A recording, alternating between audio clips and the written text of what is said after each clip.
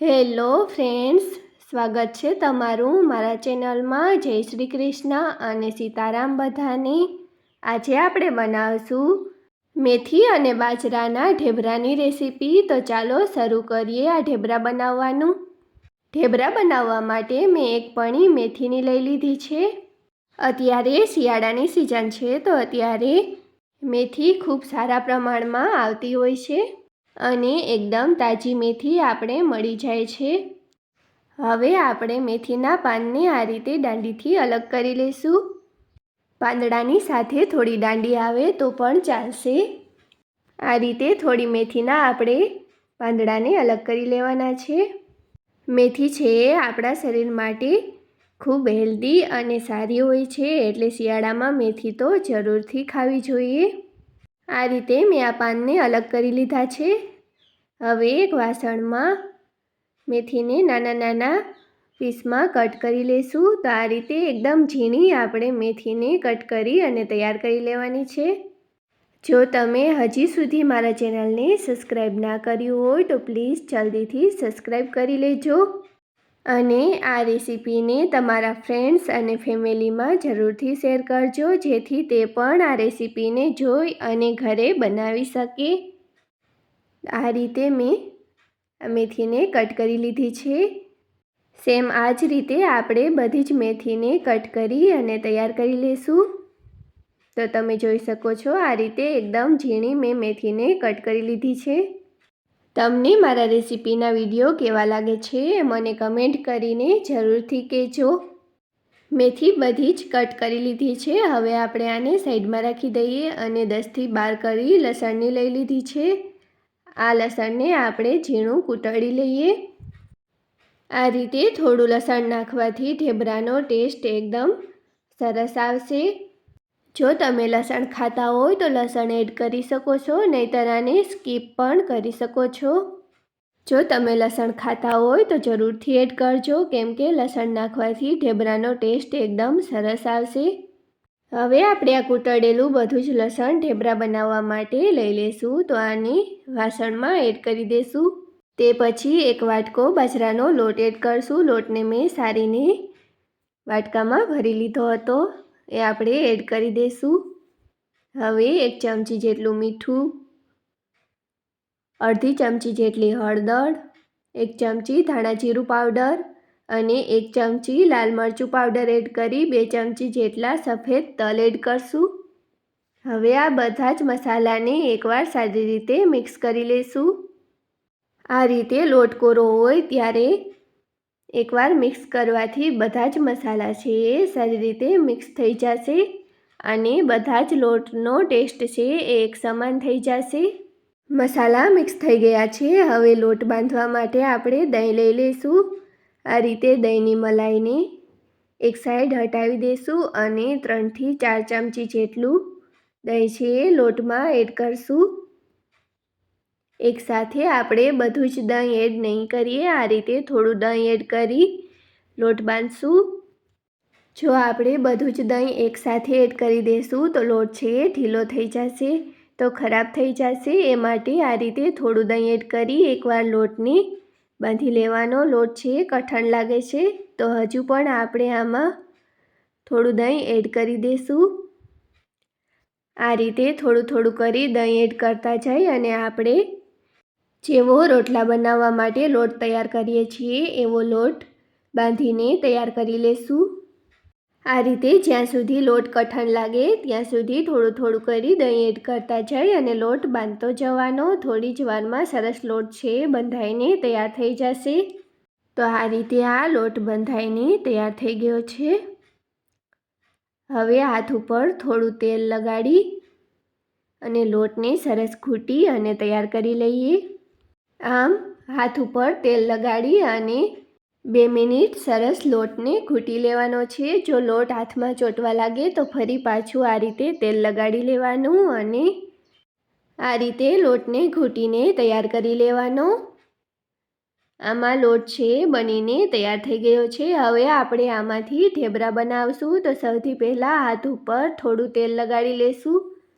હવે આપણે જેટલો રોટલી બનાવવા માટે લોટ લેતા હોય એટલો લોટ લઈ લઈશું. લોટને આ રીતે બે હાથ વચ્ચે રાખી અને આ રીતે ગોળ કરી લેશું.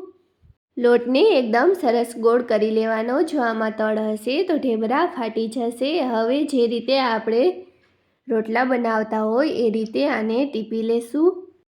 આપણે જે સાઈઝની પૂરી બનાવતા હોય એ સાઈઝનું ઢેબરું બનાવીને તૈયાર કરી લેવાનું. આ રીતે આ ઢેબરું બનીને તૈયાર છે અને સાઈડમાં રાખી દઈએ. હવે આ જ રીતે બધા જ ઢેબરા બનાવીને તૈયાર કરી લેશું અને સાથે જ મેં તેલ ગરમ કરવા પણ રાખી દીધું છે. જ્યાં સુધી ઢેબરા બનીને તૈયાર થશે ત્યાં સુધી તેલ પણ ગરમ થઈ જશે. જો તમે મારા ચેનલ ઉપર નવા હોય તો પ્લીઝ વિડીયોને લાઈક અને શેર કરજો અને આવી જ નવી નવી રેસીપી શીખવા માટે મારા ચેનલને સબસ્ક્રાઈબ જરૂરથી કરી લેજો. જુઓ છે ને એકદમ સહેલું આ ઢેબરા બનાવવાનું. તો જ્યારે પણ તમારે ફટાફટ કંઈ નાસ્તો બનાવવો હોય ત્યારે આ ઢેબરા બનાવીને તૈયાર કરી શકો છો. આ ઘરના નાના મોટા બધાને પસંદ આવશે અને ફટાફટથી બનીને પણ તૈયાર થઈ જશે. તો તમે પણ આ રેસીપીને એકવાર ઘરે જરૂરથી ટ્રાય કરજો. આમ આપણે એકસાથે 4 ઢેબરા બનાવીને તૈયાર કરી લઈશું. હવે આપણે તેલ ગરમ કરવા રાખ્યું હતું એ પણ ગરમ થઈ ગયું છે. તો આપણે ઢેબરાને તળવા માટે તેલમાં એડ કરી દઈશું. આમ તમારે 3-4 જેટલા ઢેબરા એકસાથે તળવા એડ કરવાના હોય એટલા બનાવી લેવાના અને તેલમાં તળવા માટે એડ કરી દેવાના. જુઓ તેલ છે સરસ ગરમ થઈ ગયું છે અને ઢેબરા તરત જ ઉપર આવી ગયા છે. હવે આપણે આને એકવાર ફેરવી લઈએ. ઢેબરાને તળતી વખતે ગેસની ફ્લેમને મીડિયમ રાખશું અને મીડિયમ ફ્લેમ પર જ ઢેબરાને તળીને તૈયાર કરી લઈશું. ઢેબરાને તળાવવામાં 2 મિનિટ જેટલો સમય લાગશે. તો જ્યાં સુધી ઢેબરા તળાય છે ત્યાં સુધી આપણે બીજા ઢેબરા બનાવીને તૈયાર કરી લઈએ. જેમ આપણે પહેલાં ઢેબરા બનાવીને તૈયાર કર્યા હતા એ જ રીતે આપણે ઢેબરા બનાવીને તૈયાર કરી લઈશું. બધા જ ઢેબરા આપણે એકસાથે તૈયાર નહીં કરીએ, નહીંતર ઢેબરા છે એ ઢીલા પડી જશે અને ખરાબ થઈ જશે. એકવારમાં આપણે આ રીતે 3-4 ઢેબરા બનાવીને તૈયાર કરવાના, જેટલા કે સહેલાઈથી તળાઈ જાય.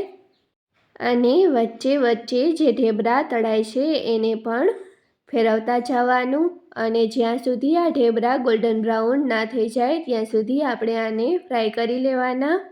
તમે જોઈ શકો છો તેલમાંથી બબલ્સ આવવાનું પણ ઓછું થઈ ગયું છે અને ઢેબરાનો કલર છે એ પણ સરસ ગોલ્ડન બ્રાઉન થઈ ગયો છે.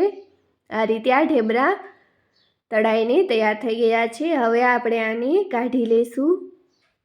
જુઓ કેટલા સરસ આ ઢેબરા બનીને તૈયાર થયા છે. જો કોઈ ઢેબરામાં આ રીતે વધારે તેલ લાગે તો એને આ રીતે પલટી લેશું અને થોડી વાર નીંજરવા દેશું, જેથી બધું જ એક્સ્ટ્રા તેલ છે નીકળી જાય. તે પછી આપણે આ ઢેબરાને પ્લેટમાં કાઢી લેશું. હવે સેમ એ જ રીતે આપણે બધા જ ઢેબરાને તળી અને તૈયાર કરી લેશું. તો આ રીતે બીજા ઢેબરાને પણ આપણે તળવા માટે તેલમાં એડ કરી દેશું. થોડી જ વારમાં ઢેબરા છે ઉપર આવી જશે. જુઓ ધીરે ધીરે આ ઢેબરા ઉપર આવવા લાગ્યા છે. જ્યારે આ બધા જ ઢેબરા ઉપર આવી જાય તે પછી આપણે આને એકવાર ફેરવી લેવાના. તમે જોઈ શકો છો આ બધા જ ઢેબરા તેલમાં ઉપર આવી ગયા છે. હવે આપણે આને એકવાર ફેરવી લઈશું. જ્યાં સુધી આ રીતે ઢેબરા ઉપર ના આવે ત્યાં સુધી આપણે આને ફેરવવાના નથી, નહીંતર ઢેબરા છે એ તૂટી જશે.